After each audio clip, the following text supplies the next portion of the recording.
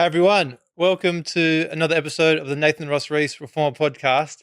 Today we're coming to you from Long Beach in California, and we've got the powerful, the epic Adam Mcatee, Dr. Adam Mcatee, here with us today.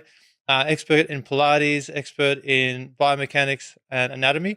And I've been a follower of his podcast for a while now, and I just thought I'd take the opportunity to get to meet him in real life. And to be honest with you, he's actually way taller than I thought. He's taller than me, so fair play. That's pretty cool. Right back at you. You're taller too. Yeah, that's what happens when you're in real life. But thank you for having me on. It's a pleasure to be here. Awesome. Yeah. So I would love to kind of get to know a bit more about your story because I've seen you, I suppose, on the screen for a while now. And Mhm. first of all, one thing that impresses me so much about you is like your ability to like combat dogma in the most like pragmatic and like sassy and effective way. It's like you make it funny Yeah. to like something that is usually taken. These discussions go back and forth on like social media, and people get emotional and heated. But you have like a way of bringing clarity to it that's actually educational but fun. So first of all, thank you for doing that. But if we get to know more about your story, like where did you first start? Where did the passion come from? How did that go? Yeah, no, thank you for the kind words. And I always try to bring a little humor to education.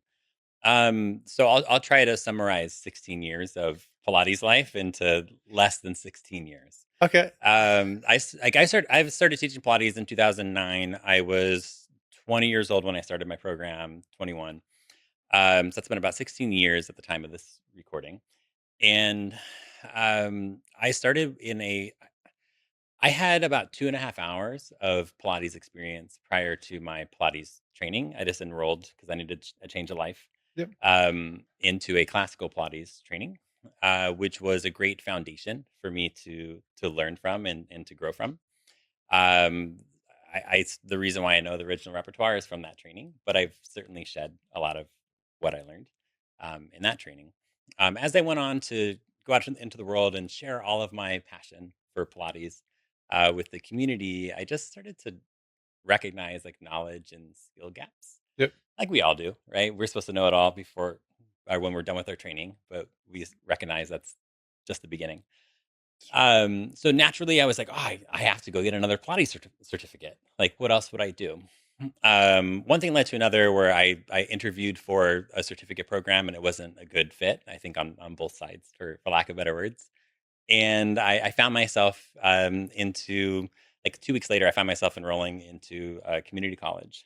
Here in the States, we'd call it a community college, where I started my academic journey to study exercise science because I just shifted from rather than because I realized I didn't need another Pilates certificate. I needed knowledge.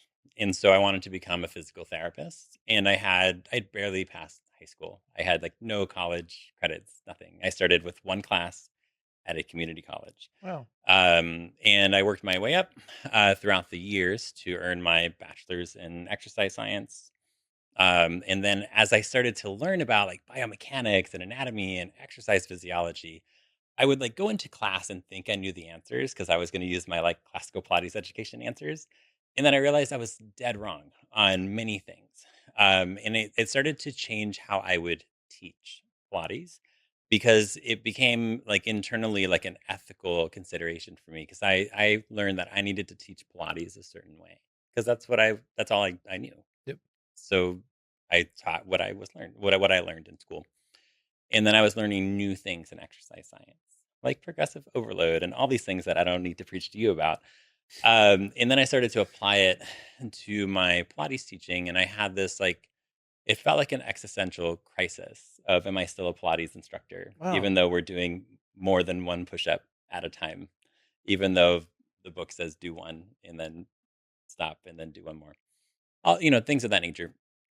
As time went on, I started to teach for Club Pilates, which was its own thing. So here, like large group reformer classes, going from like one-on-one classical Pilates to doing 12 reformers at a time was probably the biggest eye opener in my career in terms of the possibilities of what Pilates can be Yep. for people. With that was probably the biggest growth moment in my Pilates career. As I was doing that, I ended up getting into My physical therapy school. I worked for RAF at Breathe Education for years, which was another incredible moment in my career. And then when I became a physical therapist, I was raised by an entrepreneur. And when you're raised by an entrepreneur, you're just a little different. Yeah. And I'm just like I even now, like as a physical therapist, like I'm an entrepreneur. So I had an incredible time at Breathe Education. It was just time for me to grow Yep. and do my own thing. So now I'm the founder of Evidence Based Pilates, where we do science based continuing education to build the skills, knowledge, and confidence of Pilates instructors worldwide. Yep. That's my life for the last 16 years. It's bloody awesome. I love it. Yeah, it's so good. Yeah. The entrepreneurial spirit is always something that fascinates me. Like when people talk about it, I kind of get excited because you're like an architect of your own life. You know, you can like Mhm. input time and effort into anything and make it anything you want to be. Yeah. So um, I imagine you had a couple of moments where you felt like, I can do this myself and I want to, do it my own way. Oh, absolutely. In Yeah. in every stage of Yeah. my career, even in Pilates school, I was counting like the revenue. That I was like, there's 15 of us. They charge us like $6,000, and there's all these lessons. I was like, she's making a lot of money. Yep. Even though, and then there's like overhead, and like it's just ingrained in just or at least my experiences, it's just ingrained in the way that I think. Yep. The best, I've had incredible education in Pilates. I've done classical trainings. I've done contemporary trainings. I've gone to school for exercise science, gone to school for physical therapy. But the best education I ever had was in the household I was raised in. Mm. In the education of an entrepreneur is something that cannot, or being raised by an entrepreneur in my life, just cannot be replicated in academia. Yep. What philosophies and habits and did that give you? Do you think? To like take no shit but do no harm, and just like just get it done. Yep. It doesn't matter if it's there's a wall in front of you, go around it, go underneath it or above it, and if the first one doesn't work, well, try again. Yep. So it's just persistence and resilience. Yep. But in a kind way, but in a tough way. And Yeah. that summarizes that Definitely. pretty It's well. like a lot of self-reliance. My dad built a construction company, and Cool. so I always saw him as like a boss, and I was like, I want to be a boss too. You know what I mean? Like I think that's that kind of modeling. Yeah. It gets imprinted into you somewhere, and that image of yourself is kind of like born out of that potentially. Um, Yeah. I love that my mom could just go to Costco on a Tuesday at like 1 p.m. if we were out of milk. And I was like, you don't have to wait till you're off at work at 6 p.m. yeah, to go do it. I was like, that's awesome. yeah, So it's that autonomy of just being able to do what you want when you want, but to have the discipline to know what you need to do. Mm, yep, yeah. That's cool. The journey for you then, when you started having these moments where you're getting conflict between what you had learned as a method between and versus what you're learning from like the scientific point of view. Mhm. Did you have some kind of moments of like cognitive dissonance? Was it like unsettling? And what were you doing in those moments? Like, was it like an emotional response that you had, or was it more just like a confusion or frustration? How did that happen? Yeah, you're taking me way back. No, I mean, there's a little bit of everything, but I think that's how growth happens, right? Growth happens through discomfort. Like when you're exercising, Yes. right? You got to go through the discomfort Yep. and you got to detach yourself from it. And I think that was a big thing that I had to go through was that I am me. I am not Pilates. I am not my idea of Pilates. So if my idea of Pilates changes, that's not a threat to me as a person. Yes. And so now, rather than me defending my identity, which is tied into a method that I just learned from someone else's idea of it, I can be myself and then I can just enjoy learning. And then, in order to learn, you got to be curious. You got to not be attached, but be aware. And you just got to ask questions. And if you can't ask a question, that's exactly what should be questions. Like, well, why can't I ask the question? But I was also the youngest child, so I'm like innately annoying. Ask any of my siblings or parents or definitely my professors. In school, it's like it's too many questions, but that's a superpower. And so what I've learned is to stay curious, stay humble, and then just ask a lot of questions. But I certainly went through moments where that was really uncomfortable. Like I remember taking a motor learning class, and it was like day one. At this time, it was a time in the literature where external focus of attention was not really to be questioned. And I always thought you had to tell people about all of their joints and all of their anatomy, and what muscles to bend your arm, Yep. and then they're allowed to move, like that kind of thing. Where it was the opposite of that. And it was like, read this paper, and I forget exactly what paper it was, but it was all about external focus of attention and how that's been shown to be really helpful in terms of teaching movement skills. Um, and not that I have to go too down deep into that rabbit hole with the literature, but it was this moment of I was really attached to this idea. Now I have I have a scientific paper in front of me that's saying that may not be the case in terms of my beliefs. And what it made me do was really consider when I adopted my original belief, in this case, like an internal focus of attention, teaching people about their muscles and their joints and their movement. Where did I learn that belief, and like what evidence was presented to me at that time? And when I went through that process, I realized I usually learned things from a person I trusted, and they just said it, so I believed it. Mhm. And I felt guilty about that for a while. I questioned it. I got mad. It's like a moment of grieving my Pilates identity. But I've just learned to be like, oh, well, how do I say it? It's like, okay, well, that served me then, right? And that was helpful for me, and I help people then. But I can grow now, and I can question things. So what I've really just learned to do is detach from ideas and just see them for what they are, question them, and then find what's useful, and then just shed stuff that's no longer serving me. Mm. It's like a process of evolution. It is. It's Yep. the personal evolution, but that's life, right? It's like we like how like what a shame it would be if you're still the same instructor you were 10 years ago, Yep. and you probably helped people 10 years ago, Yep. right? I'm just assuming. Yeah. Oh, Uh, I hope so. yeah, yeah, right. But like, hopefully, you help more people faster now, Yep. right? Yeah, like that would be more efficient. Yeah. Yeah, I like this stuff because I think it's almost like a process of natural selection for ideas, yeah. where like a new idea comes along and challenges it, and then you kind of letting go of things which Mm, aren't as good, and so you're yeah, always optimizing things over time. So yeah. And it's pretty like, cool. like do you like good information or not? Yeah. Right? So why did you think people get so attached to this kind of like identity of a group? Like that seems to be Hmm. a lot of the conflict comes from almost third party information. No one's really kind of having any personal. Then I bet like most of the people in the comment section they would be arguing a point probably didn't look at a paper to argue it. They probably just got it from a group that they're in. Or Yeah, I can imagine there are many different answers, to that.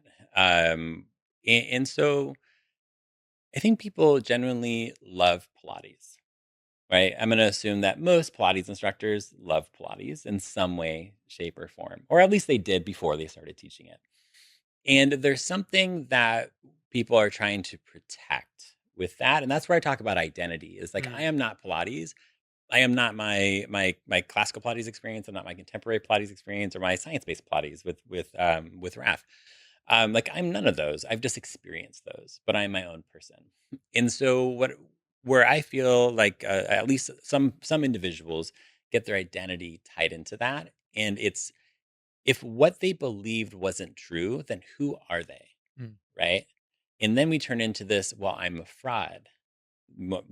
Like I've certainly had that in Pilates where I'm just like, oh my God, that's why none of my clients are getting stronger because I'm using the same spring and like the same reps for years. Right. But they keep coming back.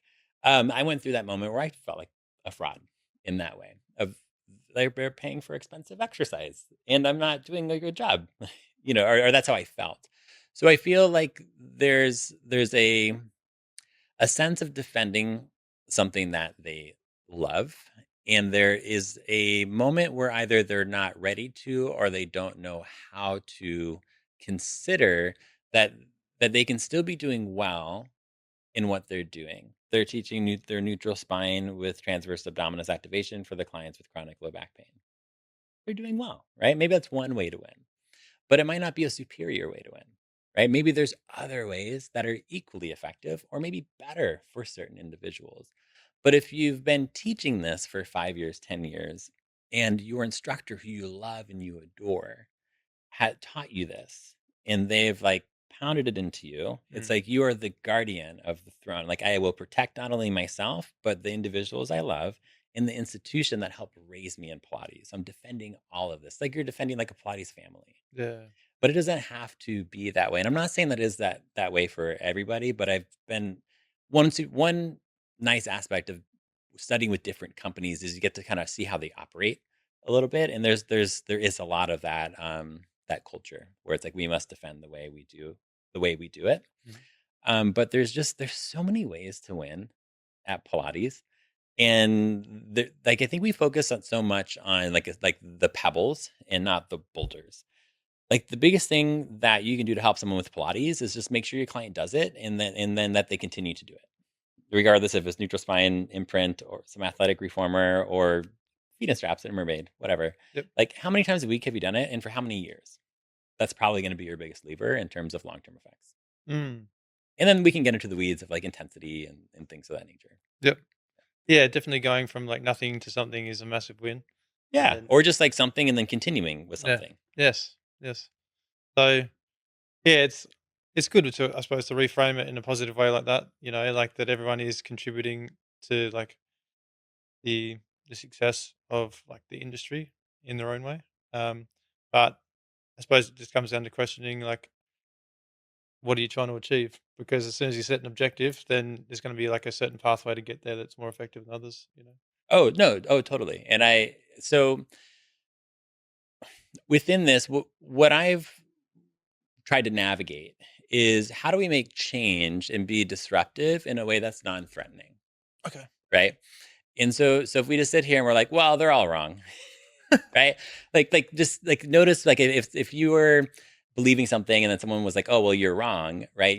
You're more likely to reject that, Definitely. right? So it's like how do we just get someone to open the door to consider listening to us for 5 more minutes or listening to me for 5 more minutes with evidence-based Pilates? And it's like, how are we just non-threatening? Mm. Right?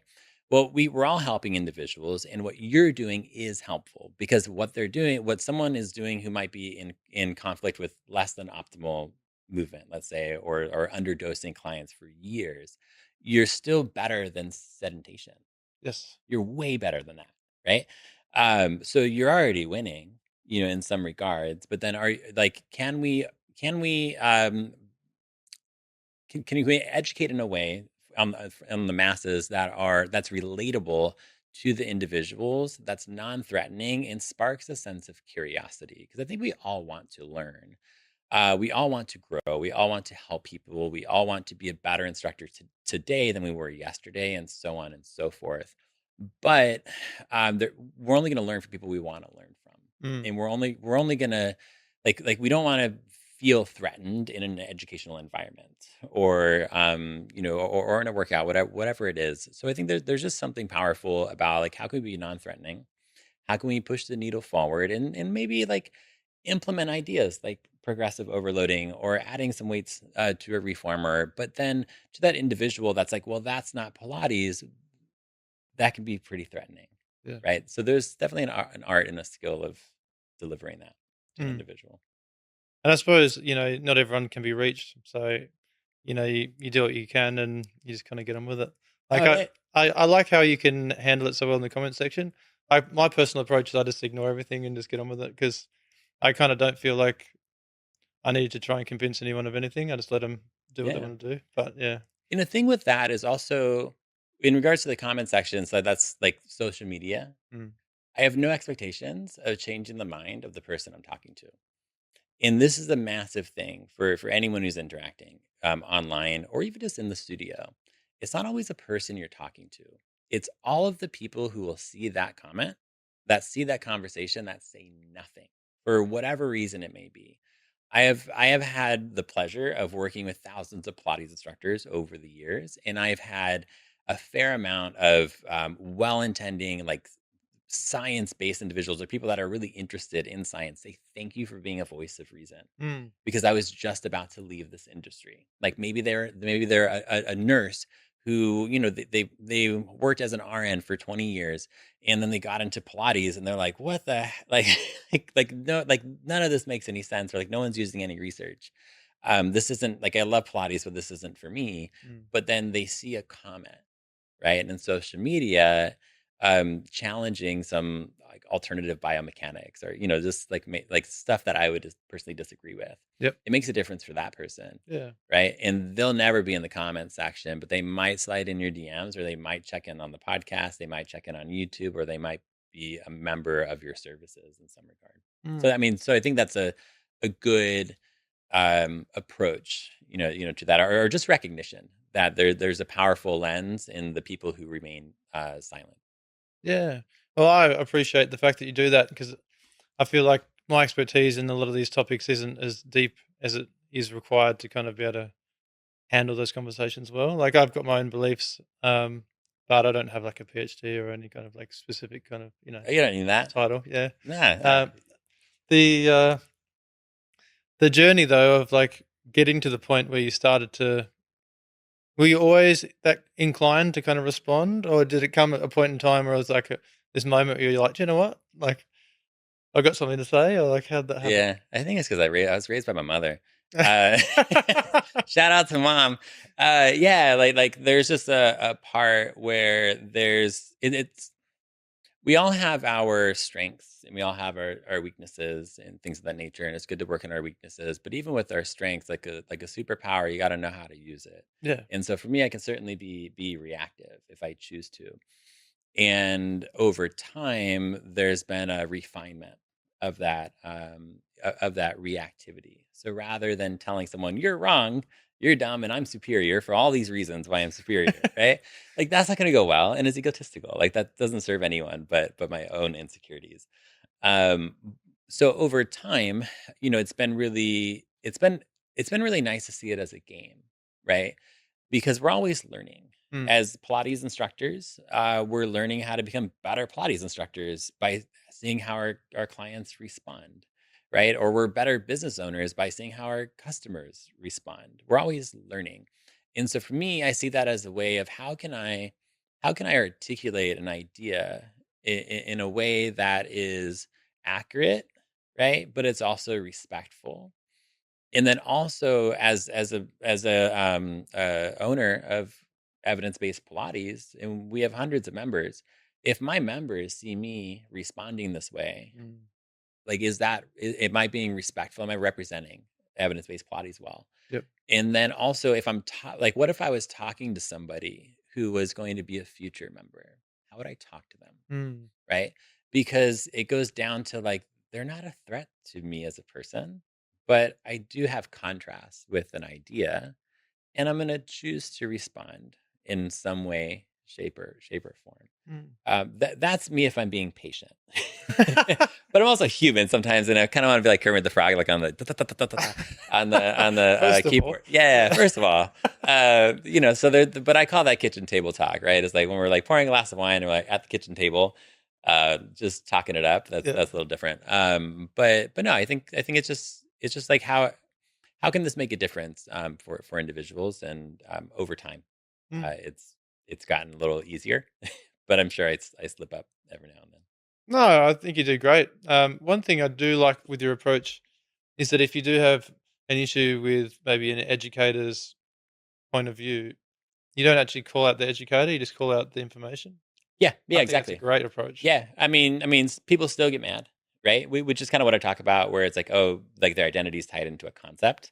So I have no expectation of making everybody happy. Just like any Pilates instructor out there, like you should have no expectation to make everybody happy, because there's going to be someone who leaves you like a 1-star Google review, and we were all just like, okay, we didn't really deserve that. Yeah. So within that, it's never about the person, as you mentioned. It's about the content. Mm. And what's been nice about getting additional education and experience is that I feel secure in my own thoughts and my abilities, and in myself as a person, that I can or I choose to stick up and say something to authorities that people don't question because it's this person in the industry. Mhm. But if this person in the industry is like continuing to spread like grossly false information, someone's got to say something. Yep. And I'll do it. Yeah. Like I'll do it because if you're mad at me that like you're talking about the difference between neutral and imprint and neutral is the safest, like that's just wrong. So I'm gonna skillfully articulate that, in a way that's not you're wrong, but this concept is based on a flawed premise. Mm. And here's some reasons why. And if you're mad at that, then that's really interesting, right? Why does someone Mm. talking about neutral spine versus interest or versus imprint anger you, right? Not that I have to, that's not my job to do that with somebody, but that's kind of interesting. Yeah. If if there's a concept that you're attached to and someone disagrees with the concept, why does it make you so mad? It's not you, it's a concept. Mm. Yeah, it is an interesting question. I'm not sure if we'll be able to figure out why that happens. But what you're saying before about identity, I think hits the nail on the head. They've identified so much with it that Mm. they no longer see it as a concept. They see it as like a part of like their team or something. Yeah, but outside of like social media conversations, which are not like not as important, this is all about like how can we help, or in my perspective is how can we help clients who are actually consuming Pilates Mm. consume a better version of it Yep. for them, right? It goes all down to the clients. And but instructors teach clients and instructors learn from educators. So it's like you gotta Mm. have a trickle down effect starting at education to the instructor to the clients. Yep. So within that, it's like that's at the center of all of this is just how can we enhance the care for our clients a little bit better. Mm. I feel like you found a really nice niche in the sense that you're bringing the education about loading into the Reformer Pilates environment. Because if you look at like the major groups out there, I'd still say that because it's not a Pilates principle, it kind of gets left behind. So if it's not even a part of the conversation, then how do you expect the instructors to understand how it works? And when I do my workshops, I always find that loading is something that they were fascinated about, like because I'd Yeah. never heard of it. So yeah, I'm really happy you're in this space and doing this work. What's your findings so far about educating people on the basics? That's I think that's on a very individual level, and also shout out to you for traveling around the world and sharing that information with Pilates instructors. Because like imagine the difference that you're making, in that you go around the world and you educate Pilates instructors on load, which might be a very basic concept to you, and it would be to me as well, but it's unfamiliar Mm. to Pilates instructors. And then imagine how many Pilates clients that instructor is going to teach in the next year, right? Isn't that awesome? Yeah, it's really Yeah. good. So shout out to you for doing it. I'm just in front of a camera, like in the comfort of my home over here. I got to get out there and go see the world. But no, but I think that's a good example of like there's so many ways to win, right? So my experience in terms of Pilates instructors and teaching them the basics is one that an individual is only going to learn what they're ready to learn. So I know that I have a selection bias, and it is embedded in the name of my company, Evidence Based Pilates. Mm. So if you don't like science, like you've already been filtered out. Like no one's going to sign up for like evidence based whatever if you're like I hate science, right? So there's a filter in the name of the company. It's a gate, right? Yeah. And so then it trickles down, and it's like, well, individuals that are kind of curious in that, and then can I don't know stand my facial expressions, and they don't mind my nose, and my voice is okay, right? Because those are also other filters. Okay. I've literally I've had that feedback to be like, I don't like your voice, so I'm canceling. I sorry, I couldn't change it for you, Yeah. right? But once we get through that, there's an art. I love the phrase like breaking it down to a science and raising it to an art. Because if we just talk about like the myofilament theory of like skeletal muscle contractions, that's a great way to get the room to fall asleep and for like your business to go to shit. Like no one cares. No, nobody cares. But like, how can we make them care? And that's the role of the educator, Yeah. right? The educator, just like you, the Pilates instructors, there's an element of entertainment to anything we do. Your clients have to like you. Mm. Like if your clients don't like you, like a lot of them aren't coming back. Yep. Maybe a couple, but like I don't know why they're here. Like they've got to like you. And so with this, what I've learned is we've got to pair it to something they like. Well, everyone likes Pilates. right? So that's the medium that evidence-based Pilates is how can we take those academic concepts and apply them to Pilates? So we're talking about muscle fiber types or skeletal muscle contractions or moment arms, but how does that apply to the roll up? And then having taught Pilates for so many years, I know the seven. If you tell your class to do the roll up, you're about to see 6 different variations of what they think the roll up is. So let's talk about variation 1, right? And so what happens with that is it becomes relatable Mm. and it becomes interesting because just like if anyone's ever worked with kids, if they're not having fun, like over, right? It's done. And so same thing with the science. And like the science-based stuff isn't always fun or engaging. Like maybe for you and me, because we're just nerds. But for like the major majority of individuals who are actually going to be in the arena and helping the clients, they're not always interested in science and in all of those concepts that we might or in research. But how can we make it interesting for them? So then what ends up so what we can so the end result is that the client gets better care. In order to do that, the instructor has to be interested enough to consume the information, even though we're talking about concentric, eccentric, and isometric muscle contractions. It has to be memorable. Has to be memorable, I right? reckon being able to share the concepts to like a level that an 8-year-old can understand is probably the most important part. Because if you understand Totally. it that well, you can simplify it. Absolutely. Mm. Right. So, but then also the 8-year-old has to be entertained. Yes. Yeah. Right.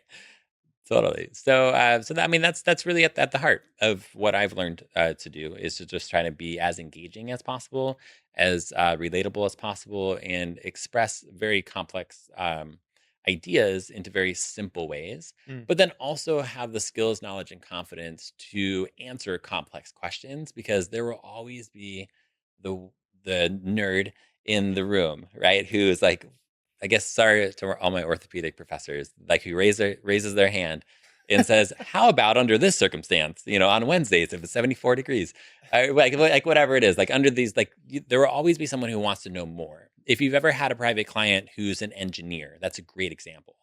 Like the way you cue, general population is probably how you're like not the same way you're going to cue an engineer. An engineer wants to know what's working, why it's working, and how to manipulate it. So I think there's a skill in being able to simplify it for the 8-year-old, Mm. but for the in that model, but then know how to go deeper if you need to. And that's where like Pilates instructors, like where I'm passionate about Pilates instructors knowing anatomy and biomechanics, even though you may never use the term moment arm with a client, your engineer client is going to already know it and they're going to want to talk to you about it. And they're going to have more confidence in you if you know how to speak that language. Yeah. Yeah. Yeah. I feel like physical therapy, oh, aka in Australia, physiotherapy, Yeah. um, it is a language of its own. That is, I remember going along to try a Pilates certificate early days, and it was full of like physiotherapists or physical therapists, and they were talking about like insertion points and blah blah blah blah blah, and I was like, whoa, you know what I mean? Yeah.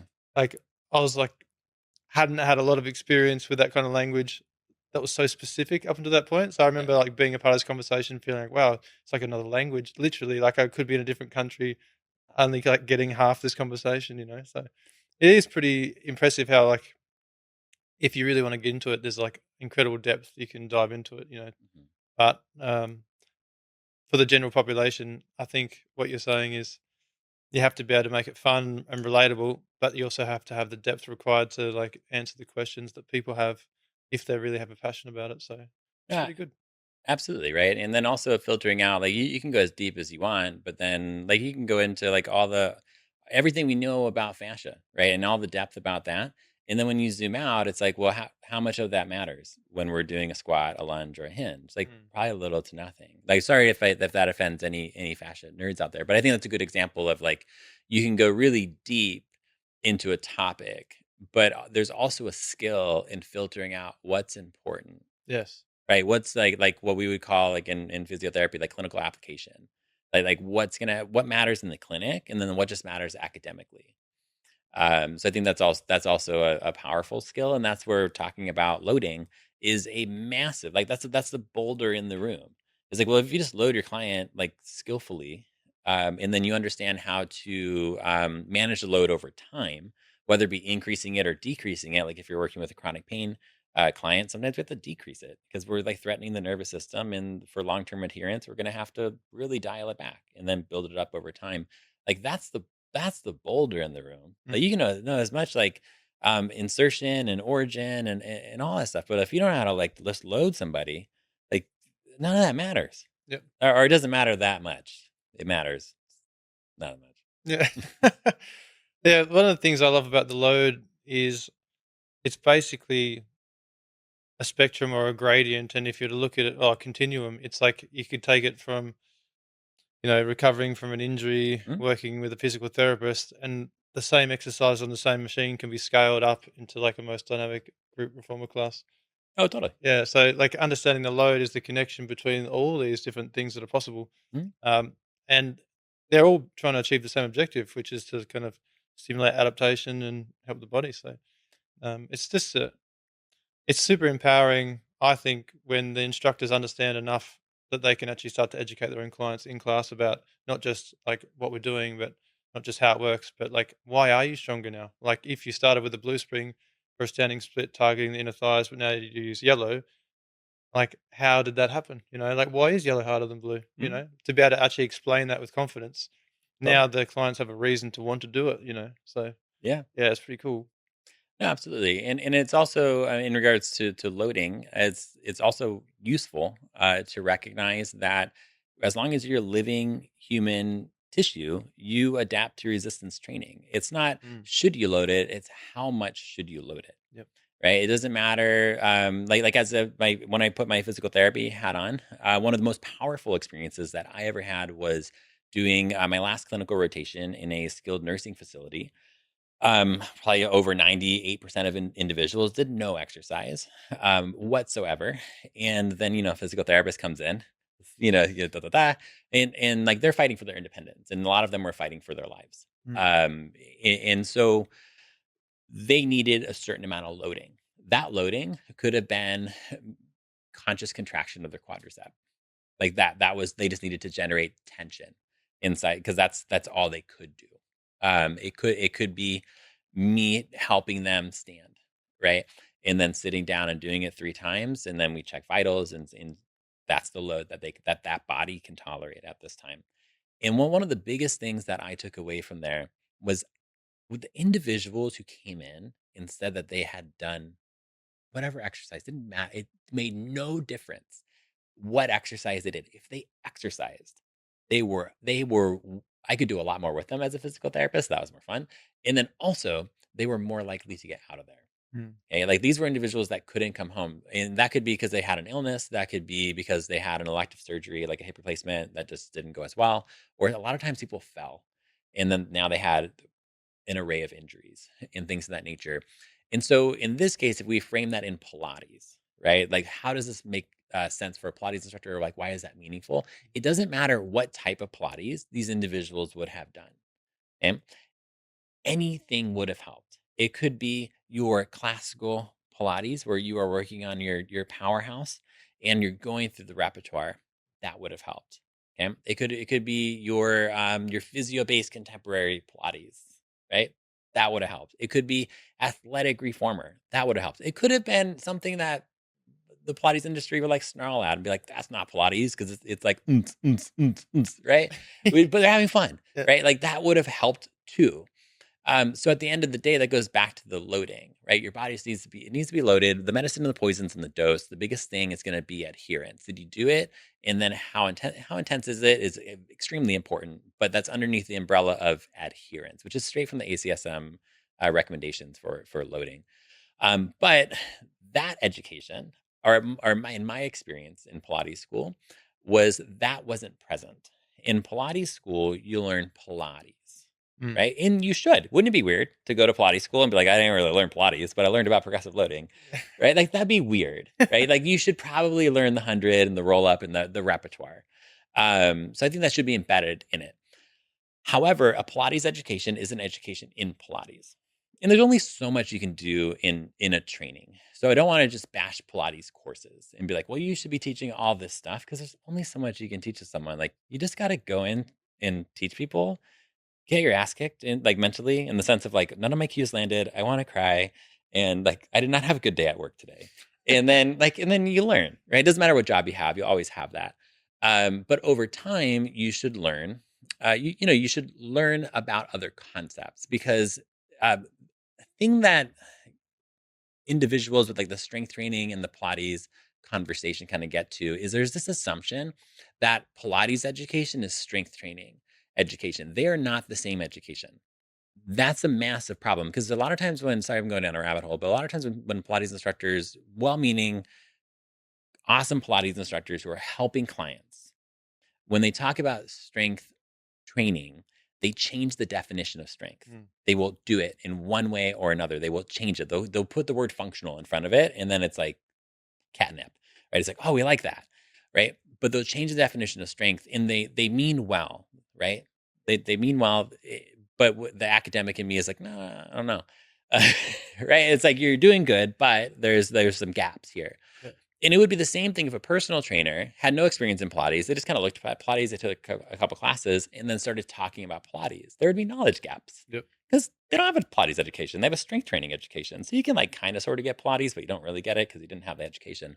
Same with Pilates education. Yeah, you know how to make an exercise harder, but you might not know how to bias strength, endurance, or power, independent of each other, or how to blend them and how to program it in a single class or over time.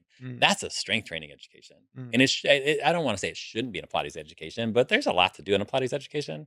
Usually don't have time for that. So I think a big thing for us, especially when we talk about teaching Pilates instructors loading, is recognizing that Pilates education is an education in Pilates, and that there are that you need additional education to really educate on strength, on power, on endurance. And you could do that through, you could do that through formal ways of, if you want to spend 4 years in college, like go do that, right? Go get a degree. But most people don't want to do that. You could get a personal training certification, and those are widely available in many formats. You could take one of your workshops, right? You can just learn like, how do I just do this in Pilates, right? And then I offer plenty of services at evidence-based Pilates to do that. But I think a big thing is just recognizing that um, if we're talking about load with Pilates, it's not a principle of Pilates. It's not, and even if we're like, well, Pilates principles are not, part of contrology. Well, if you want to go that route, like Joseph Pilates also didn't believe in it because he called muscle fatigue poison, and that's not a diss on Joseph Pilates. Like it's in the book, like it's literally in the book. So we've got to get additional information, but that's what makes teaching Pilates fun, right? Is that you don't know it all. Science doesn't know it all. Like, why would you know it all? And that we can always learn. And one of those things that every Pilates instructor should absolutely learn is about what load is, how to manage load, and then how to progress it over time for themselves, also, like for your own practice, but also for your clients. Definitely. And get to the point where you can articulate it in a casual way, which makes a lot of sense. Um, you said before that if you want to do like a Pilates course, you should learn Pilates, and then if you want to learn about strength training, do a strength training course.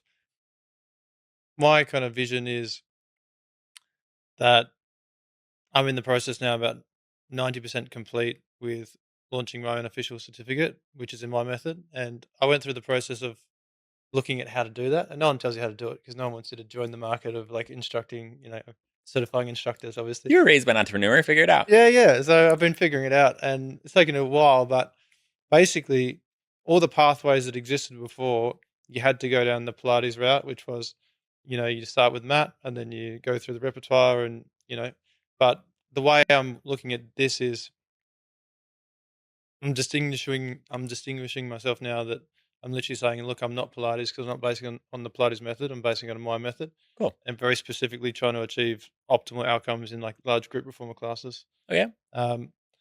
So in that space, specifically using the reformer, loading, being effective in that space, that to me, the only way to actually create that course was to not go under the banner of Pilates and to make my own pathway. Oh, so you didn't want pitchforks at your front door? No, I mean, as fun as that would be, but I didn't want to change anything in my philosophy or my method to make it fit into like a different system. I Yeah, wanted it just to be purely what it is. So, um, and I believe that over time, with enough results on the board, um, obviously with all the workshops and the traveling and stuff, that it shouldn't be a problem with having a market for it anyway, because I'm teaching it anyway. So, totally. um, but that was a big consideration of mine. Do I need to try and adapt what I'm doing to the marketplace that already exists, or should I just go my own path completely and just see what happens? So Yeah, I think it was at the end of the day, it was just the stubbornness of not wanting to change anything that I yeah, made. But um, so coming back to the point about how if you're going to have an education in something, it should be, I think, at least clear from the start about what it is. So if it's about Pilates, then it's about Pilates. If it's about strength training, it's about strength training. For me, if it's about being optimal in a group performer class of like 20 people, that's what it is. You know what I mean? yeah. So like at least you know what you're going to get Mhm. and not going to get. Yeah. So then, I'm someone who's interested in Pilates and strength training, and I want to help people. And I'm looking at courses. Why should I take your course? Okay. So like if it's interesting because if you say Pilates in Australia, the assumption is you're teaching 14 people on reformers at once Cool. because it's just the most successful financially, so it's scaled quickest. And then there's so many like amazing instructors now that social media is just completely full of like awesome Australian instructors that have cool stuff going on. So Yeah. that I suppose the to bring a little bit of context to that question would be, what version of Pilates you want to learn. And if you wanted to learn it from me, it would probably be coming directly from a studio owner saying, "Hey, we've got 14, 20 machines. We like athletic stuff. We want them to be good at that." You know what I mean? Because a lot of the typical Pilates systems are not optimized for that environment. Oh, not at all. Yeah. And the exercises they're learning don't scale well in big groups, not focused on loading. You got risk of injuries. So, Yeah. No headstands, huh? yeah. So, because I'm taking a lot of stuff out to be optimal for this thing specifically. Yeah. So that's what they'd get. They'd get an instructor who's really good at teaching in that space. Yeah. Yeah, I mean, and that's a really skillful way to do it, and that's what I learned teaching at Club Pilates was I just had to change like what the exercises I did because I think a lot of the fear around that, which a lot of times comes from well-meaning instructors who just simply don't have the experience of being in the arena and like doing it themselves, or at least I was that way. Of teaching a large group class is just a different skill Yep. than teaching a one-on-one class or two, or like two-on-one, whatever it is. Yep. There's different. You have to position yourself a certain way, or you might take certain risks, or you consider fall risks a little bit more, or I did Mm. in that regards. And that's awesome that you're doing that in Australia. Because if you say you're doing Pilates here, like when I would have a client, I just recently left a position where I was working with older adults and teaching them strength training, awesome stuff. Just like, haven't exercised since COVID. And it's like, here's a kettlebell. Right. And then I'm like, oh, don't worry. I'm a physical therapist. I got you. And all the things. We didn't always start there, but we would do stuff like that. And they would be like, oh, every now and then it'd be like, oh, I do Pilates. And then you just can't assume what that means. Yeah. And it's like, well, tell me more about that. Yeah. Right. Like how many people are in the room? What does it look like? Are there leather straps? Are there, like I know how to speak Pilates Mm. and it's just, but I think that's a superpower also is that there's so many ways to experience it. Here it's very eclectic, definitely moving more towards a larger group class. And if I were opening a studio down the street, it would be a larger group class just because I have education in business. Yeah. I'm like, well, the numbers work a lot better that way. And it's, but yeah, so I shout out to Australia for leading the way on that. Yeah. That's interesting. It's cool. Like I mean, the size of the USA, and I'm pretty sure that because Australia is like geographically, I mean, we're kind of the same size. I mean, as a country, but if you look at the population, pretty much 98% of the population is within 1 hour of the beach. So we're kind of all jammed around the coast. So I think when you open up a studio in a city location, it doesn't take too long for that place to have like a whole bunch kind of congregated in one area. I feel like maybe this is just a guess, but because the US is so big and there's literally, the population is, I don't know, what, 10 times plus bigger.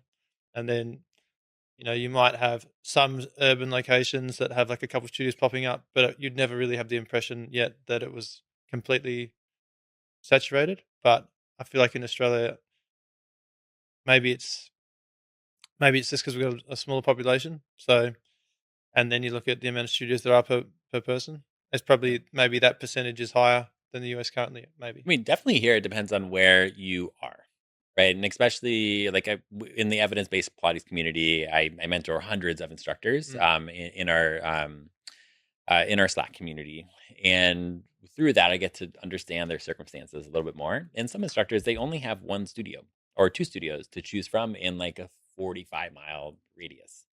Wow. Whereas here, like we could throw rocks at buildings and be like, I hit a Pilates studio, right? Like, no, don't throw. I wouldn't throw rocks at buildings, but if we did, right, we'd probably hit one. Yeah. Meaning it's more popular here, or like I've ties in the Big Island in Hawaii, and where my property is there. There's no Pilates studio, like Which island? the Big Island Oh, of Hawaii. yep. Okay. Yeah. So it's I don't know. It really depends on where you are. Yep. Yeah. Yeah. Well, I suppose the Australian, it's interesting now because when I do the trips, UK and particularly in the UK, actually, no, in Australia, in the US now too, there's a lot of like Australian themed studios, which are implying that the method being taught is athletic and it is like the Australian way of doing it, which is Is good. it marketed like that? Yeah. That's cool. Yeah. So you're seeing like Australian kind of colors, you're seeing like the name of the studio, like Bondi or Byron, and then you're seeing um, terminology in the studio, like reflecting. It's almost like Does it going say to, Pilates? yeah, some of them do, yeah. Oh, I'd Um, love to hear stories about the pitchforks coming after them well, I don't this know. season. I think that it's all these kind of like, you know, all these kind of opinions about what it is and what it isn't. I mean, it can affect people, but it can also not. I mean, for example, it doesn't. None of the clients that go to those studios would give absolute shit about what anyone says online because they are part of that studio and they're a part of that community. So it's just I suppose maybe the intellectual groups online that would Mhm. have a problem with But I stuff. think what you said there is massive, because at the end of the day, what actually matters, or at least my bias, is what actually matters is, did the Pilates get done, and then who did it? Who did Yeah. the Pilates, right? The Pilates got done by clients, Mm. right? And so if the clients don't care, right, it might be not that big of a deal. And people might say like, "Oh, well, the clients don't know, because when they come to my studio, right, they like my stuff better, and then the other studios, I just, um, what's it called? Like they just get hurt over there and stuff like that." And I've been on both ends of that. Like I've had clients like in big studios over here, like in Club Pilates, that were doing like a classical method, and they're like, "Oh, I got bored." Right, so they came over here, and then I would teach at the classical studio, and they're like, "Oh yeah, the big studios just aren't, they're not the same as this or whatever." And I think it's just one of those things that most of the clients don't care, Yeah. right? They're just like, "Or I this class time was available, so I came in." And if clients do care, then good thing they have options. Yeah. Right? Like That's right. that's how you increase adherence. You have multiple options, right? If you had an ice cream shop, would you only have like chocolate ice cream or like chocolate and vanilla? No. Like you'd have like 36 flavors. Yeah. Like what flavor do you want? Like I just want you to have ice cream. Right? So if you just want people to have Pilates, like I think it's a strength that there's the diversity, but then also you make a great point that most of the clients don't care, Yeah. which is actually what matters. Yeah. And I mean, it's probably the most easily, if you're going to pick a word that would categorize what it's closest to, that would be the word. You know what I mean? Because if you're looking at like Google search terms and you want to jump on a reformer, like that's probably going to be the first word you'd look for. Oh, totally. Yeah. So I personally don't have a problem with people having different opinions about what is and what isn't. But I also have to say with that I don't actually really care that much about that conversation. Just it doesn't stimulate me that much. Like um, I'm more interested in, if you've got someone in front of you, can you get them a result? Can you achieve their goals? That to me, that's the conversation that gets me excited. Yeah, I mean, if someone's really attached to what Pilates is and isn't, like, or it's like it is this like really fixed thing. To me, I just kind of see that as like knowledge gaps. Mm. I rarely see someone who has like a personal training background, also and who also has a Pilates education go there, or someone who has a Mm. degree in some kind of like exercise science, or they're a physical therapist themselves. Yep. Go there. There will always be outliers and things of that nature, but a lot of times to me that's a sense of there's work to do in the education space, because when we have more education, I think we get less attached to methodologies. Yeah. Right. When are you going to come to Australia? Oh man, when am I invited? I'm gonna be halfway there. I'm gonna be in Hawaii pretty soon. I know. It's Yeah, like I'll be halfway 15-hour there. flight. Yeah, there you go. Yeah. Cool. So I'm going part of the way. I do got to make my way out there. Oh, look, you have so many fans. I reckon if you just set a date and said, "Hey, I'm turning up," you would not have a problem at all. Because like you never really know until you do it. And I was always my passion. The reason why I do all the traveling stuff is because I always wanted to try to find a way to combine like traveling and training because my two favorite things. So, Yeah. um, but I'm not that way inclined as yourself to be able to sit in front of a screen all the time. Like I don't actually enjoy it that much. But if I was, then I would definitely be doing it the exact same way you are because like you're doing something that you're good at and you enjoy it, and Yeah. that's the main thing. So, but I'd imagine that people would really appreciate being able to actually see you in real life. Like I'm enjoying it. It's Yeah. been really good. So if you were to open up some kind of opportunities for them to kind of like meet you and stuff, I think that'd be cool. No, totally. I'm absolutely open to it. I just love the autonomy Yep. of like, oh, I'm at home and I'm here with my dogs, and then I just leave and like I go to my favorite restaurant down the street, or like my partner's inside Yeah. and stuff like that. Or I love, for me, I part of me is a homebody where I love being able to put my hat on like my pillow Yep. at the end of the day, and things of that nature. But I will absolutely need to make a trip out there, and life is opening up opportunities to make that happen. So it's good. Yeah. Definitely. Definitely. Yeah, that's cool. It's exciting. So if you were going to like look on your journey so far, you said that when you first started teaching in like group classes of like 12 reformers plus, that was kind of like a pivotal moment in the way that you had to change the way you're teaching a little bit. Mhm. Can you kind of explain, well, what was the major things that you had to let go of or that you had to learn to make that work better? Yeah, I will never forget. It was part of the interview process where first you had to go in and talk to the owner, see if they like you, right? Like a vibe check. Like if you're weird, get out of here, basically, That's a right? good way to put it, actually. Yeah, A it's vibe just check. like if you're weird, get out of here. So then I wasn't too weird, so they let me come back, and I was sitting there, with like my classical Pilates head. So I always felt like I had to sit up straight in an interview. So like I just sat up straight in like my Pilates posture at the time, and they're getting started. They're getting ready to start class, and then like the instructor's kind of discombobulated, and the all of the participants, I think there are like 9 of the 12 reformers, were filled up. And first of all, I'm like, that's a lot of people. And then they grabbed weights, and they're like the highlighter weights. I call them highlighter weights because they weigh next to nothing, but they're always really bright colors. Yeah. All Okay. right. And so Makes they sense. have like the highlighter weights, which can be hard, right? And then they're doing footwork, and they're like pressing their arms up and down, and stuff like that. And it was like deer in the headlights. Like, I can't do this. No way is this effective. And all of the limiting beliefs were coming to the surface Mm. at that time. Then the next part of the interview that I decided to come back, like despite my discomfort, I took a class and I grabbed my favorite highlighter weights and I went on the reformer, and nothing bad happened. Like nothing exploded. My arms started to burn a little bit. Now I'm like, oh, that was my anterior deltoid, right? Now the nerd in me.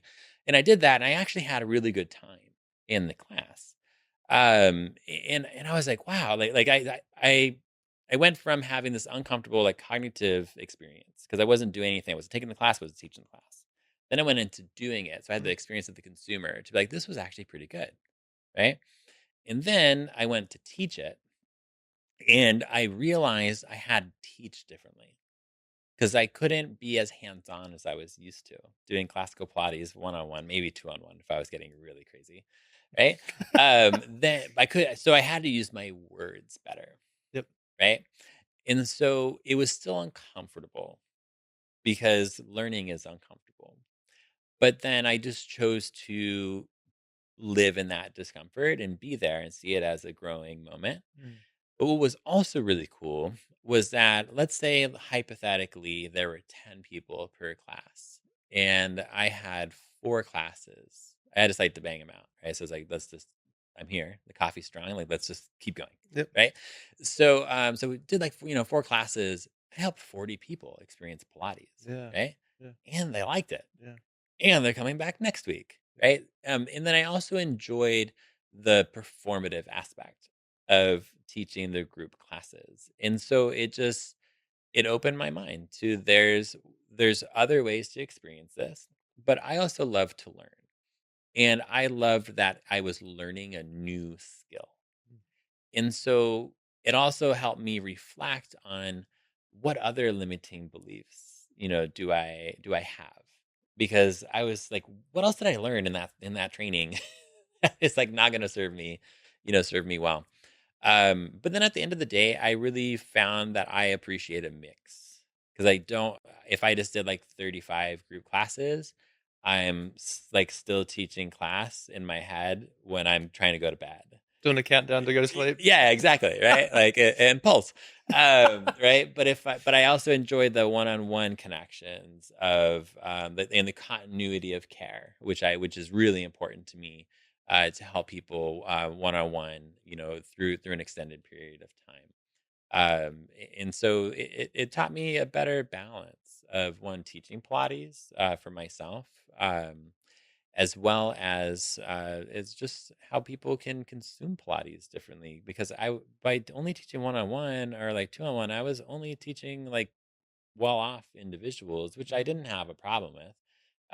But it was also really nice that if one of my friends wanted to do Pilates, I could actually refer, like one of my friends who maybe is building their career, right? And has some expendable cash to spend on Pilates. Like I could also refer them to do some group classes, and that's also, available. So it allowed it to be accessible to individuals. And as someone who loves Pilates, I want everyone to do Pilates in some way, shape, or form. And any Uber driver that I've ever had, I've probably told them like, you should try Pilates, right? And I was like, let me tell you why. And, The and elevator pitch. Yeah. yeah, Yeah. exactly, right? But like, you can't tell your Uber driver to be like, and it's like $150 an hour, right? Like, it's not gonna work. Mm. But some people like that, like the one-on-one, treatment. And then as a consumer, last thing on this was I also learned that I don't like Pilates one-on-one. Like, I don't want a private session. Like, just in the sense of, like, I like the group atmosphere. Yeah. Like, I wanna sweat with somebody and be Yeah. like, "You stopped? I'm stopping." That was hard, and, like, the gossiping aspect of it and the community. Like, I'm one of those people that want to be in that. Like, I don't want the one-on-one attention, even though I might get, like, 5% better results, because they're seeing things that are, tweaking things here or there.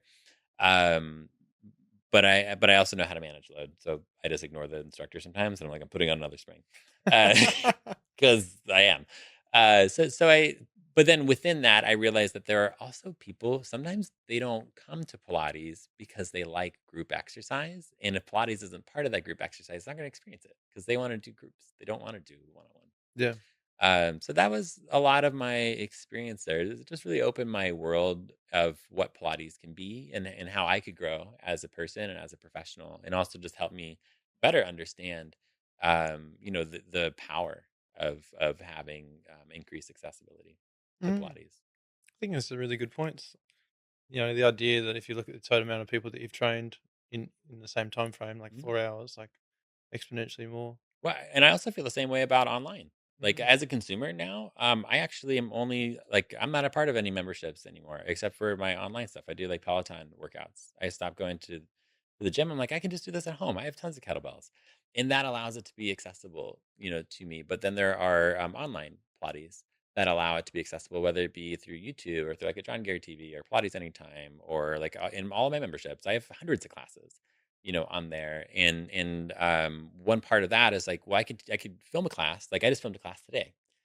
That class is going to help someone in 6 years have a positive movement experience. Mm. How freaking cool is that? Yeah. Right? And like I'm like 6 years older now. Like I looked good back then, didn't I? Uh, Get as many in now as you can. Yeah. yeah, exactly. Right.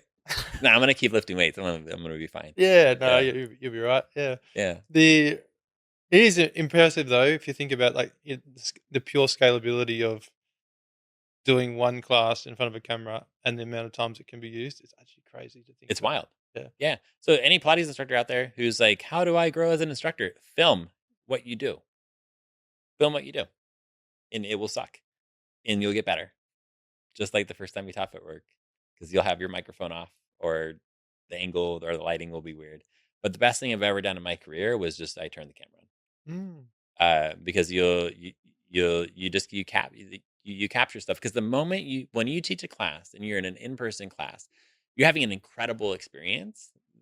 Like that is invaluable. But that class is over when class is over. Your class is happy because you kicked their butt and they're done. And you're happy because now it's time to go home, right? But it's done. Like monetarily, but then it's also done from the experience. However, I'm not saying film your public classes. I'm not saying do that. But if you film your work and your expertise, that could live beyond your lifetime, right? That just lives on forever. Like it could live on within your career where you're just building a library. Like if you do that like one time a week for a year, you have 52 classes, right? Mm. And then that's only one a week, right? Yeah. And then if you do it for 2 years in a row, you have 104 classes, right? And that just lives on for for as long as you want it to. And especially if a consumer likes a certain class, it's like that was the best class I've ever taken. Any Pilates instructor out there who's taught probably had that person come up and be like, "That's the best class ever." I have that as a consumer with my Peloton classes. I probably do the same 5 classes. They have thousands. I don't care. I want the 5 that I like, and I just do them over and over again. And it Yeah. can be the same way in Pilates. So it's like the scalability, as you mentioned, from a business standpoint, but also from a consumer standpoint, and just of value to the community. It just it's frozen in time. Put it on a hard drive, put it in a Dropbox, Yeah. and things of that nature. So there's value to that, just like there's value to the in-person experience, because an in-person experience is wildly different than an online experience for plenty of reasons. Mm. So talk us through the moment when you decided that you're going to start filming. Was it you kind of felt like you had like a threshold of like ideas that you knew were great and you just wanted to start getting them down, like getting them recorded, or was it like you just wanted to try it out, see how it'd go? Because I know a lot of people out there that I've had conversations with, they're like, oh, I'd like to build some kind of online thing or make some kind of like on-demand service, but like it seems to cost too much, or it seems like it's too much. Mhm. I don't know where to start. Um, Yeah. but the intention, obviously, you have to have the passion to start. But for you, when you first made that call, what was going through your mind to do it? That's a great question. And also, you don't have to know what it looks like at the end. You don't have to have it all figured out. You just gotta hit record. Like you literally anyone listening, like just hit record. It's probably gonna be something that you laugh at years later. Like when I look at my first films, like I had no idea what I wanted to do, what I was doing. I don't even know if I was on Instagram at the time. I think it was just Facebook. And it was me standing in front of a camera with like poor lighting. The camera was like on a Wanda chair and then 2 boxes tilted on a trash can, right? Because like there was no phone stand, right? No microphone, just tip lighting. And I was like, "Hi, I am Adam."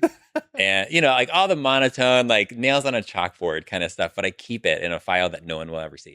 But I'll see it, right?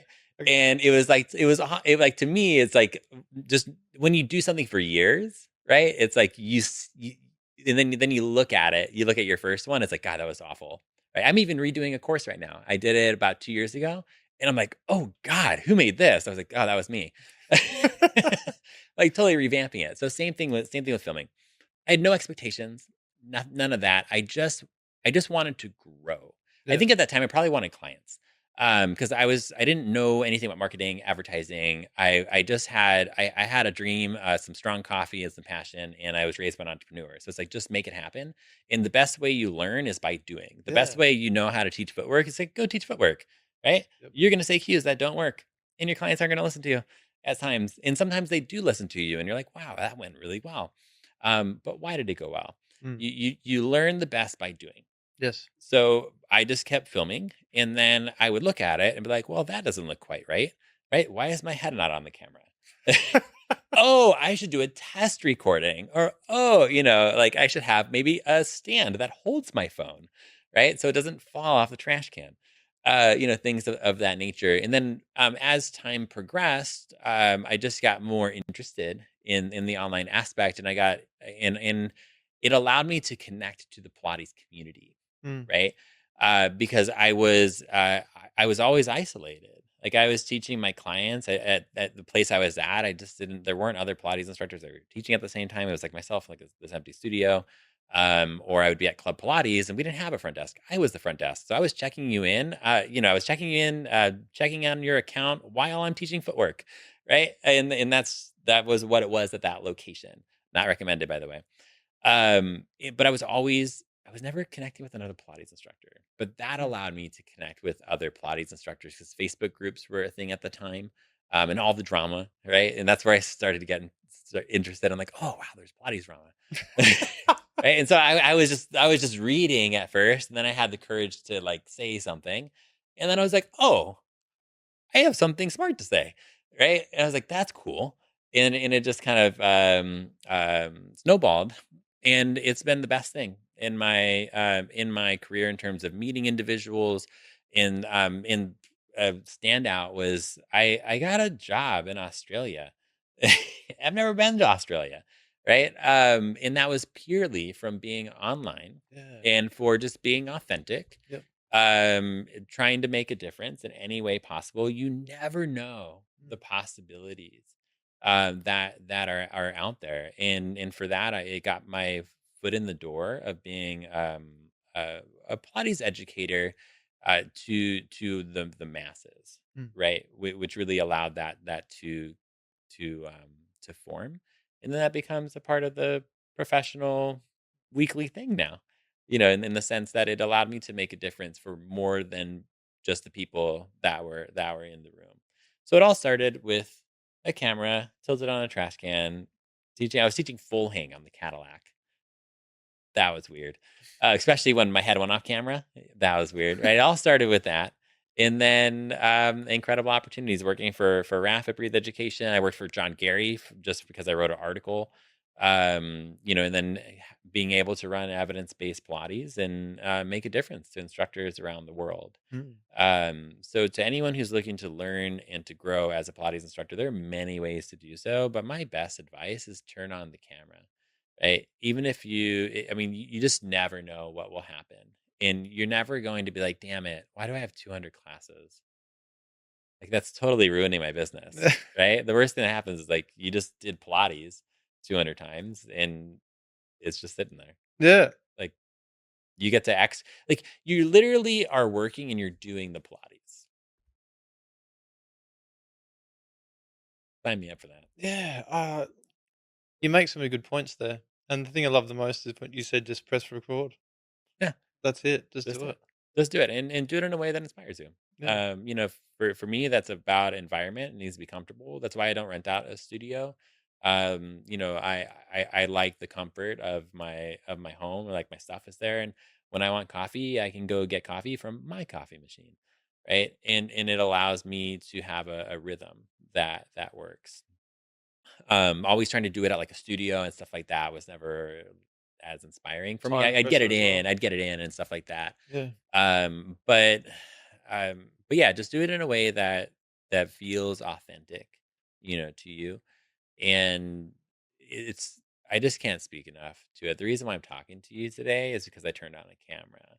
The reason why I worked for Breathe Education is because I turned on a camera. The reason why evidence-based Pilates exists is because I turned on the camera, right? And like going to school to get like exercise science degree and physical therapy degree were awesome, right? Incredible experiences, but they'll never afford me the opportunities that have come because I turned on a camera. Mm. I love that. I love it so much. And like to make that decision and to back yourself everyone I've spoken to so far in this podcast, they had some kind of moment where they're like, "Oh, yeah, I really want to do it. Fuck, I'm just going to do it."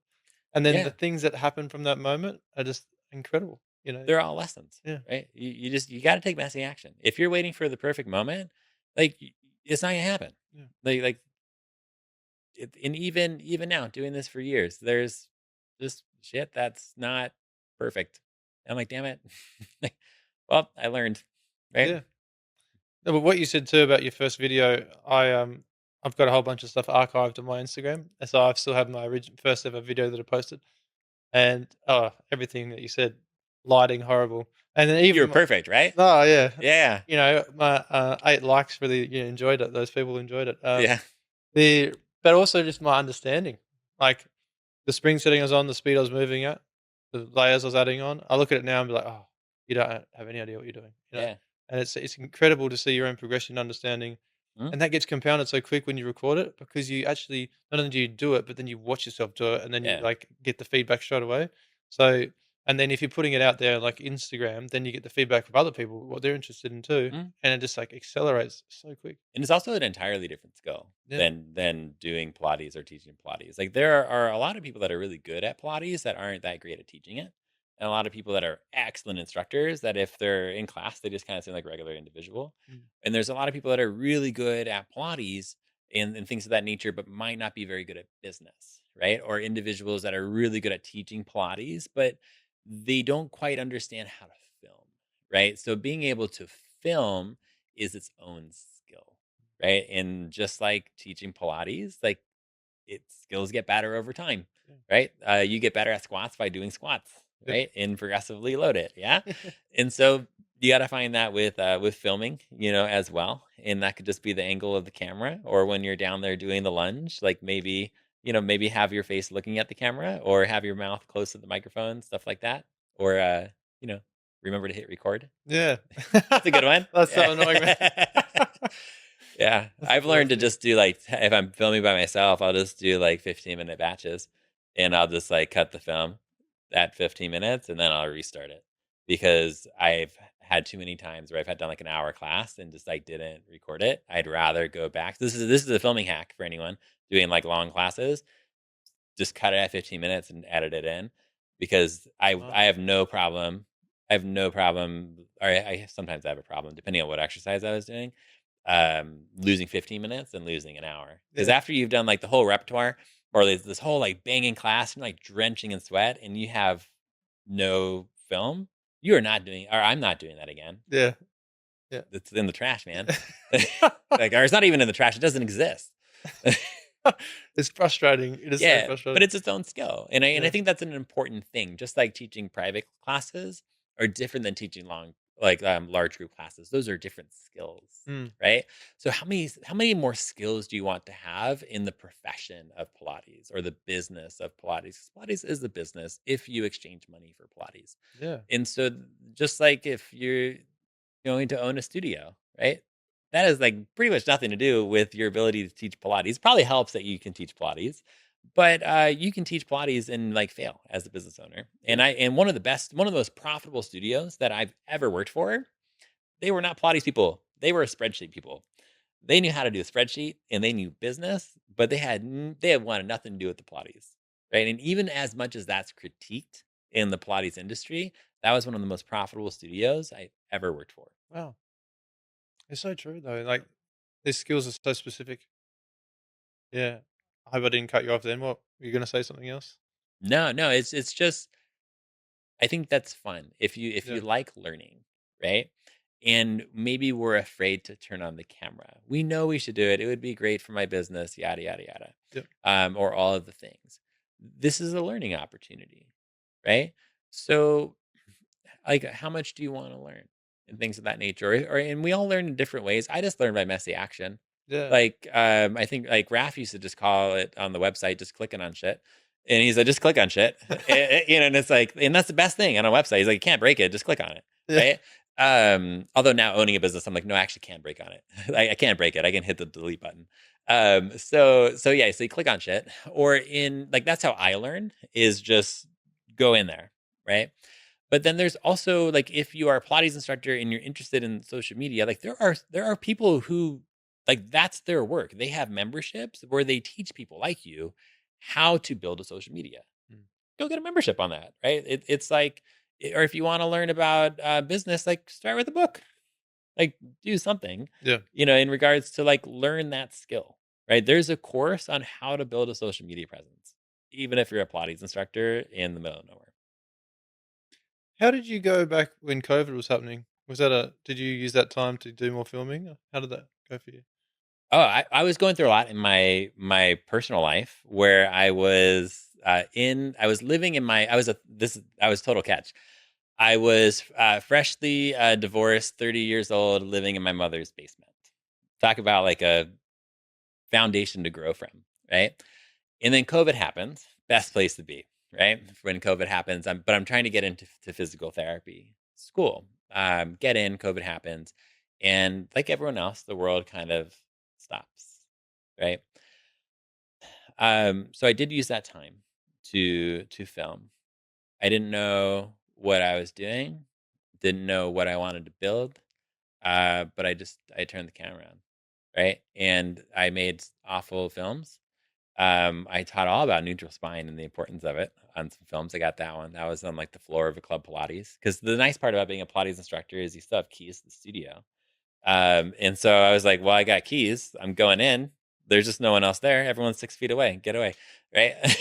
Right. And then my mom owned a studio and she had a Pilates equipment at the time. So I just kind of started filming classes there, classes that I never used. But that would look like a waste of time, right? Like you never used it. Never sold those classes. I forget if I tried to, never sold them. But what I did was I built a habit. I built a habit of I'm doing Pilates and I have to talk while I do it, even though I don't want to do another teaser. The camera's rolling, and I said we're gonna do 7 of them, and we're on number 4, right? You gotta do it, and then you have to smile while you do it. But I learned doing that. I used to do aerial art, so I learned how to smile in pain with that, right? So it's like so you smile. So I use that time to really do that, and one thing led to another, and I ended up moving in with my partner. Now where we have a garage, just as a detached garage that I started with just a reformer in the corner, and then I took all of the shit and I moved it out of there, and now it's just a filming studio, right? But so I took that opportunity to figure out the online space, and I got a DM from a representative at Breathe Education at the time, and I remember I was actually studying for my first semester in PT school, and just I didn't need more obligations or work or anything, and I got a job opportunity. At first, my inclination was like, no, I don't want to need anything. I need to focus on school, and I'm so glad that I explored that opportunity because there, I that was an online Pilates job, and that was full on, and so part of that, like there was so much more to being successful there than knowing exercise or knowing Pilates. It was knowing how to talk on camera, knowing how to manage a room, knowing how to teach a class, and also knowing how to be more mature and represent myself well, which I didn't always do a good job of. On in the Instagram space, like how can you represent a business there, and thought provoking without being offensive, in that regard. So just kind of learning how to manage that. But that only happened through time and through repetition. Like this happened like COVID, and then post COVID is just kind of like a blur to me. But it allowed opportunities. Like I was able to make a living while in physical therapy school, which for me, I never knew how I would figure that out. And I think it's a good example for anyone listening. You might have goals or you might want to do X, Y, and Z, but there's all these reasons in the back of your head of why you can't do it. I remember calling my first, like calling physical therapy programs and being like, how does someone who works full time go to physical therapy school? And they're like, I don't know if I caught her on a bad day, but she's like, you don't. I was like, well, great sales pitch, right? But then, the entrepreneur in me was like, the fuck I am, like, kind of thing. Is like, well, I'm gonna figure it out, Yeah. right? But then that's how life works out. Was like COVID happened, got an online job teaching Pilates. I never thought that would be a possibility. And that all happened because I turned on the camera and I was noticed on social media, got an opportunity, and was able to be in physical therapy school full time and teach Pilates on a camera. Right. I was still teaching in person and stuff like that, but that really taught me a tremendous amount of how to articulate my thoughts on camera, how to be comfortable on camera, that you're not just talking to a camera, you're talking to everyone who Yeah. consumes that information, and to have like your ass on fire in a Pilates class and still be like rah rah rah, not like that intense, but like, isn't this great? I love fire, right? We're gonna feel so good after this. Like, yeah, you're feeling it too. Yeah, me too. Well, if you want to rest, by the way, because I want to rest. Like, this is how you rest, by the way, and you can rub it. And we call this the gate control theory, and be like educational, but my ass is actually on fire. So I'm gonna be like, all those little tricks. So you're taking the way you speak to a group class into like the camera Yeah, setting. It's pretty good. because there's an entertainment factor Yeah. to it, right? Which and that just goes down to being likable, Mm. right? Being approachable. Does someone want to? You have so many things you can do in life, right? We're all adults and we can make our own decisions. Why would someone keep watching, right? They've got to be feeling something like, this is worth my time. And same thing in a group class, right? And there's a balance between being entertaining and then being like just a comedian kind of thing. Mhm. Which I always hated when I was called that. They're like, oh, you're like a comedian. I'm like, well, I am an exercise scientist. I was like, but good. I'm glad he laughed. So there's that. There's that balance, and it's just translating that skill, because you can be likable in a one-on-one setting by being empathetic, but also by being optimistic and encouraging somebody, but also pulling back when you need to, and like knowing that person. Mm. But then knowing how to do that in a group setting is a different thing. Being able to do that on camera, wildly different Very different. different skill. My partner just had to do like he's being a nurse practitioner. He's in school and had to do like an hour assessment on camera, and I had to be on the camera with him. Oh man, I was like, I think I'm good at being on camera because you're not very good. But he's still, I can talk about him because he's my partner. I can throw him under the bus. But he's so intelligent, smart, and articulate with what he does. But the moment you turn the camera on, it's like, well, that's a different skill. He doesn't have that skill Yeah. because he's like has no interest in being on camera. Yeah. So it is a skill. It is very similar to that of a group class, because even if you are just speaking to a camera and there's no one live, the individuals you don't know how many people are going to consume that over the years that you Mm. allow that to be available. Mm. How many hours do you think you've been on camera now? I have absolutely no clue. Like probably tens of thousands. I have a couple thousand in the evidence based Pilates community, and then all the stuff I did at Breathe, and then before then, that's not even counting Instagram. I still get DMs where someone just graduates from Breathe Education. I haven't worked there in years, and they're like, I loved your videos, and I was like, oh really? What did I say? Did I have a beard? So, but that's just like an example of stuff. So I don't know how many hours, but just too many to count, which I'm proud of, and that's just an example of the impact of I was like a first year student in grad school, in my garage doing something for Breathe Education. I don't know what it was, a lecture, a student a review session. It could be classes, and someone now who's about to become a Pilates instructor is being influenced by that. And I hope that's a good thing. Well, I think it's awesome. Yeah. It's like one thing that really, I want to say, what's the best way to say it? I don't know. It made me feel something actually. When you said that you had that moment where you had a divorce and then you moved into your mum's basement, I was like, oh wow, because I felt like I've had moments that were like foundational too, Yeah. and they're so transformational because you've got all this energy and time, and you're like, "Fuck it, I'm going to do something now," because you're already you're in a position where you can only improve, and you just get real clear on what you want to do. Yeah, Oh, totally. yeah, Right. It's like I have like, where am I going to go from here? yeah. Right. I'm good. So yeah, it was a really great time for reflection, Mm, and then also just knowing, um, just it's a good story to have, right? Like, sometimes when you're down and there's things that happen and they're not going your way and you don't know what to do and feels like your world is like caving in, it's going to be a really good story to tell, yeah. right? And so we're all the authors to our story, and we get to decide what we do with that. Mm. Yeah. Yeah, it's really cool, and thank you for sharing that too, because it's very easy to kind of gloss over that and only focus on like the highlights. But the reality, and being authentic like that, it's just so powerful because I believe these things.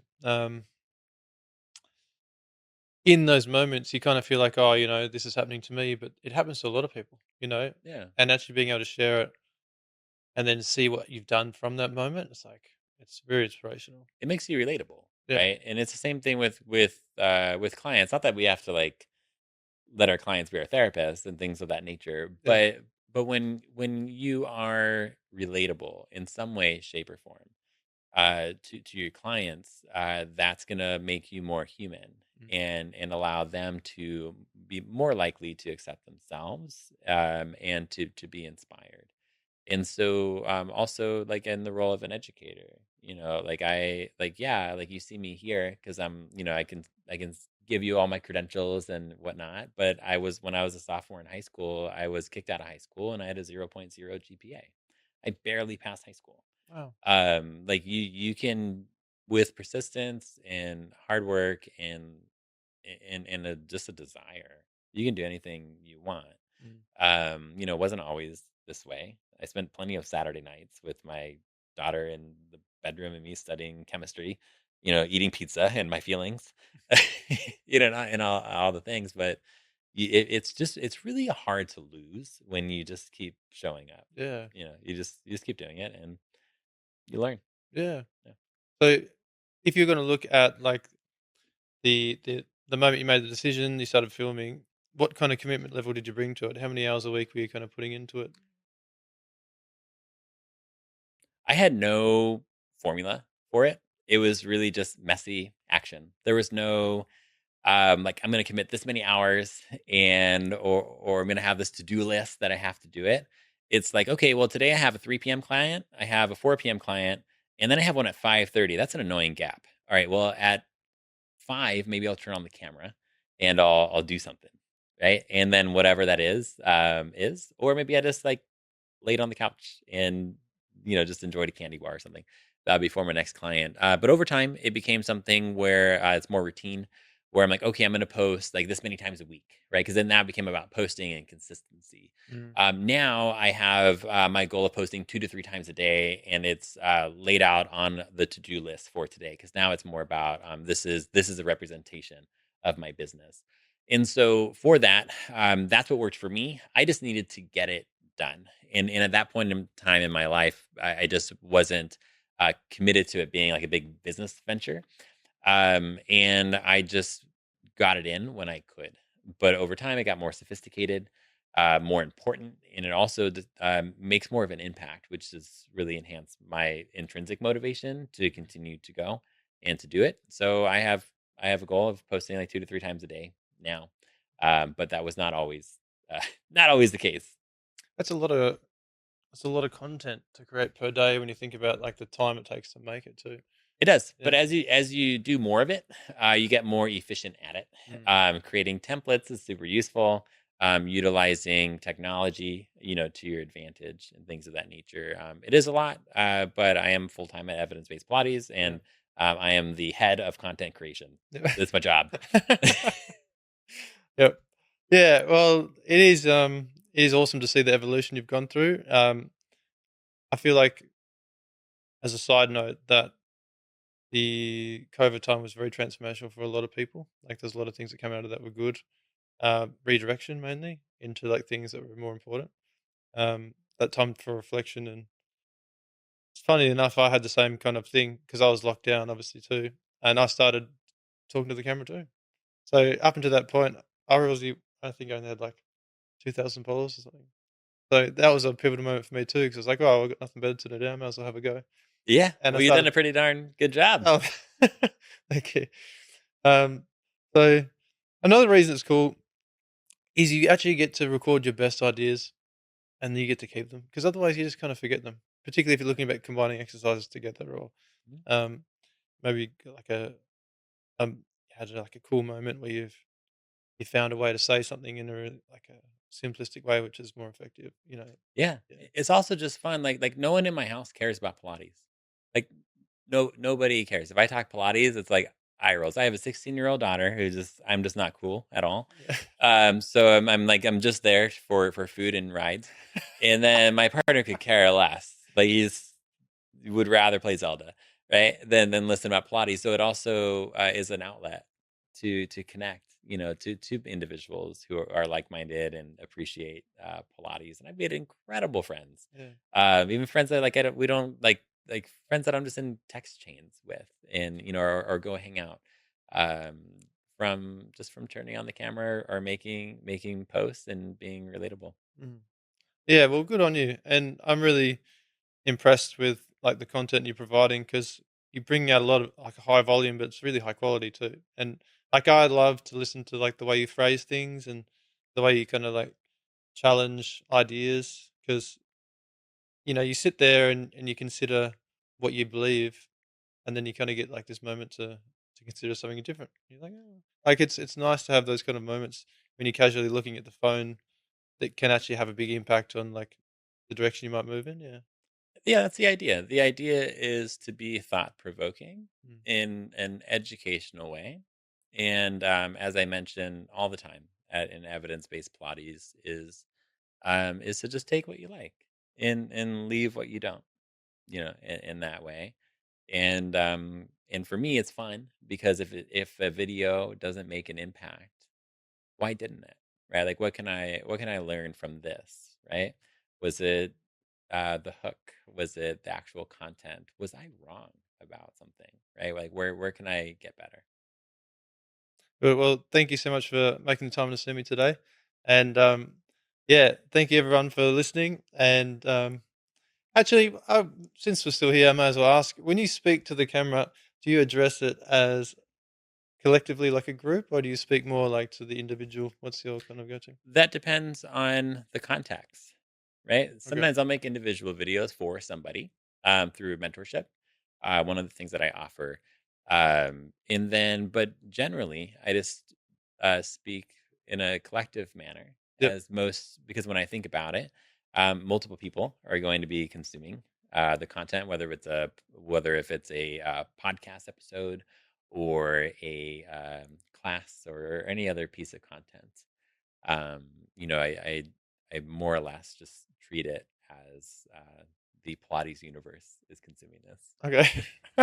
Okay. Well, thank you, Pilates Universe, for watching today, and we'll see you next time. See ya.